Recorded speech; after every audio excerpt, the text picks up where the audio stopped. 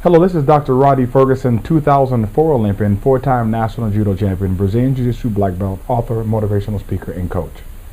Today I would like to speak with you about something that is a question that I get all the time. As someone who has coached the Bahamas judo team, I was a national coach. I am the only player from the United States who's an Olympian to coach internationally. I was a head coach for the Bahamas Judo Federation, and the federation was able to create the first Olympian in the sport of judo. A young lady by the name of Cynthia Ramming competed in the Youth Olympics in 2010. Within 18 months, I was able to come into the program, change it around culturally, helped and aided with the ushering of the judo program being put in the schools. As a matter of fact, I was one of the first people to teach judo class in one of the schools. I was able to do that because the president of the federation, D.R.C. Ramming, had a vision about what judo can do for the culture of the Bahamas, how important it was to infuse that culture of leadership, womanhood training and manhood training inside of modern day Bahamian culture to create leaders. Now, I've also had the opportunity to coach Olympians in the sport of judo in the United States. Taraji Williams-Murray is a two-time Olympian. I was able to coach him when he made his run, I think, at 2 national championships and for the 2008 Olympics. I've also coached Olympians in the sport of weightlifting. I've coached Olympians in track and field. I've also coached people who have gone to Olympic trials in Greco-Roman wrestling, freestyle wrestling. I've had the opportunity to serve as a strength and conditioning coach and consultant for Brazilian Jiu-Jitsu world champions like Keenan Cornelius, and a few others. As a matter of fact, I was a strength and conditioning coach and consultant a little while for JT Torres. I've had the opportunity to coach and consult for a lot of individuals. On the MMA side, Jessica I, Rashad Evans, Brandon Vera. It has been an absolutely phenomenal experience. I've done work with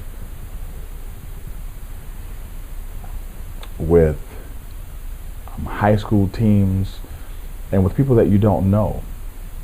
And the reason why I'm going through this is because I get the question all the time, what makes a good coach?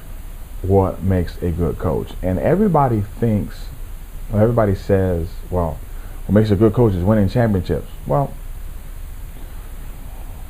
everybody has their own set of criteria about what makes a good coach. And your criteria might not be true. Like, you're telling me, or you could tell me that Pat Riley, the basketball coach, is a better coach than William Leary. And you say, who is William Leary? I don't know who William Leary is. I just made the name up. But William Leary could be the high school coach in the suburb of Chicago who gets up early in the morning at 5:45 a.m. and picks up students and takes them to school so that they can come to practice. And then he has a tutoring session after basketball practice, and then he takes them back home. And he might be an outstanding coach because that's what coaches do. They take you from where you are and help usher you into where you need to be. And not only through teaching. Sometimes coaches have to teach too. But they have to be facilitators of the learning process. They have to usher you into doing what you need to do in order to get better and inspire you to do more. And some coaches do that for athletes who are never going to be on TV. And some coaches do that for executives who will never run Fortune 500 companies. So when you say someone is a good coach, understand the criteria in which you are using. A good coach is a good coach if they serve the functions and needs for the individual which they're coaching. That's it. That's it. That's why I never walk around saying that I produce person X, or I produce person Y. I don't believe that people produce people. I believe that God produces people, and we are here and provided with the opportunity to coach, consult, or to put our hands or our time on or in something for a particular period of time and then pass it on to someone else. When I coach somebody doesn't want to stay with me forever. And for you coaches who are sitting there trying to hold and babysit and keep everybody back from your students instead of allowing them to train with other people or being coached by other people, you're silly. Man, listen, if you're good, you're good in spite of what everybody else does. And you might learn something, and you might just be holding your kid back. I had a parent, I just took on a new client yesterday, a new judo client, as a matter of fact. Someone who attended my seminars but is now a client in my coaching program. And they said, hey, we have coaches that deal with X and we have coaches that deal with Y. We want to know, is that okay with you, or do you need to be the only coach? I said, whoa. I don't believe in a one coach model. I believe that there are various coaches, because there are certain people who are excellent at strategy and tactics. There's certain people who are excellent at Tachi-Waza technique. There's certain people who are excellent at Ne-Waza technique. There are certain people who are excellent at the transition point, which is a small body of knowledge that you need to have in judo. There's certain people who are excellent at constructing practice or putting curriculum together. Just like in the sports of mixed martial arts, there are people who are great. Like in MMA, I am very, very good with grappling on the cage. My grappling on the ground, it's okay. I can teach it. I'm a black belt in jiu-jitsu, so I can teach it.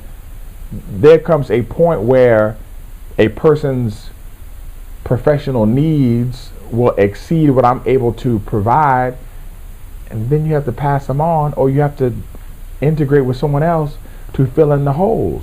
Nobody has everything. You can't go to one coach and think that he could teach you the striking and the wrestling and that's not possible. To a certain point, yes. To a certain point, yes. And then you need to supplement.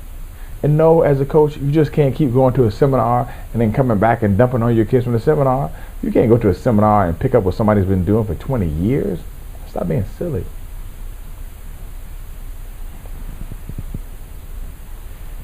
You need to find a way to get that expert to come in to help your students.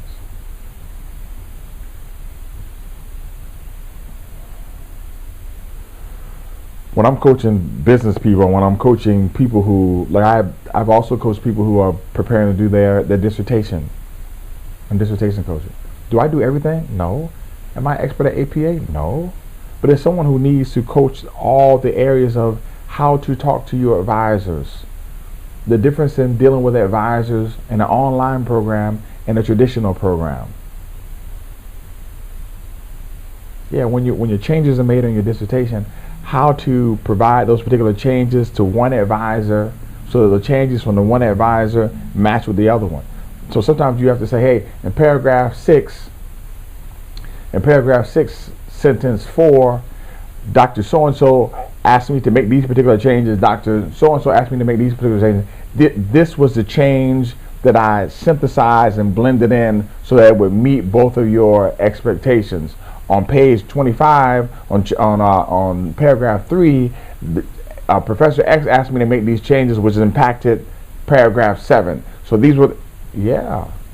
Man, when I handed in my dissertation, I almost had another paper to go along with my dissertation. Why?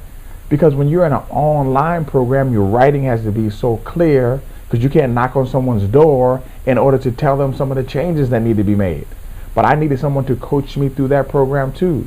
So I had a dissertation coach. Yes. Or you can bump your head if you want to. That's okay too. Because there's an experience in bumping your head. It just produces knots.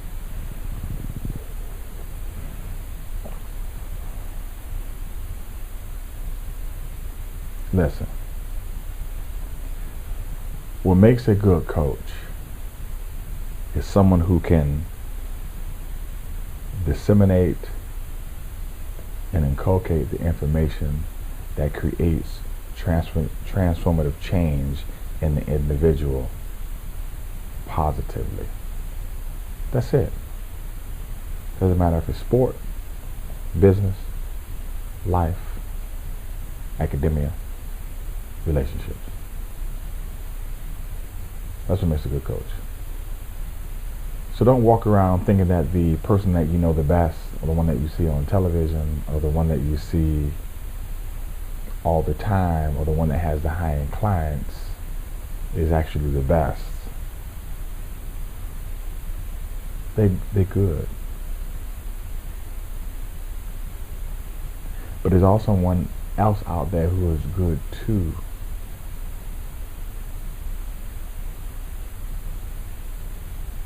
Who just has a different area of focus. I tell people all the time that all the guys who got to the NFL had a high school coach.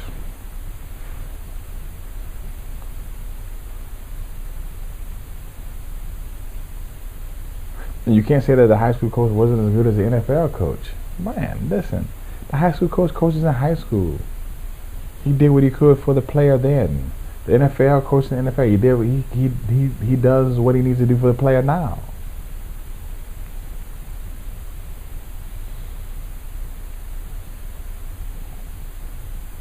Both good coaches. They're coaches who volunteer their time and teach and coach Pop Warner football on Saturdays, and volunteer their time throughout the week and sit down and write plays and make no money.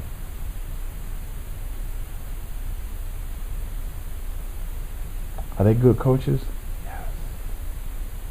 Fantastic coaches. There's somebody right now who coaches a women's flag football league and makes no money. Is that person a fantastic coach? Yes. Can all coaches still learn something? Yes.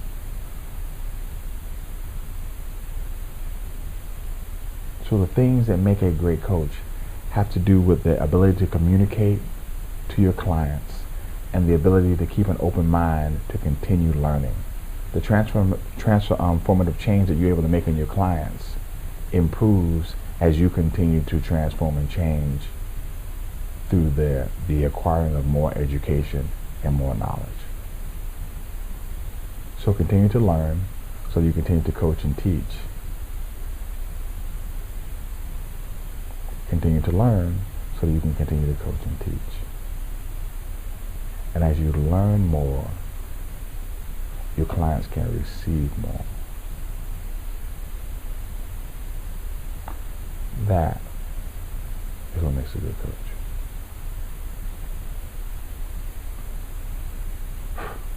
But there's no way to say that Pat Riley is better than William Leary, because Pat Riley has more championship rings. Championship rings isn't a criteria for good coaching. Championship rings is the criteria for winning championships. Take care and have a fantastic day. It's Dr. Ferguson, and I'm out.